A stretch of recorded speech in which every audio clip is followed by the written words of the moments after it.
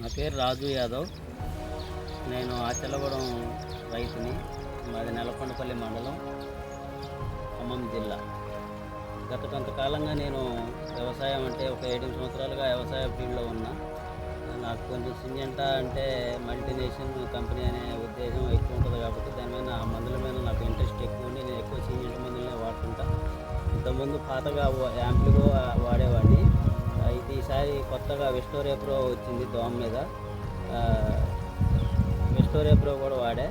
దాంతోపాటు సిగోరేసివో వాడా. వీటి పనితనం నాకు చాలా మంచిగా అనిపించింది. ఇప్పుడు పొలం ఈని అర్రంచే దశలో ఉంది. నాకు చాలా హ్యాపీగా అనిపించింది ఆ మందులు కొట్టడం వల్ల. కాబట్టి రైతులంతా దీని మీద కొంచెం శ్రద్ధ చూపించి ఈ మందులు వాడగలుగుతారేమోనని వీడియో చేస్తాను. నేను ఈ సింజంటా నుండి విస్టోరేప్రో అనే మందును వాడా.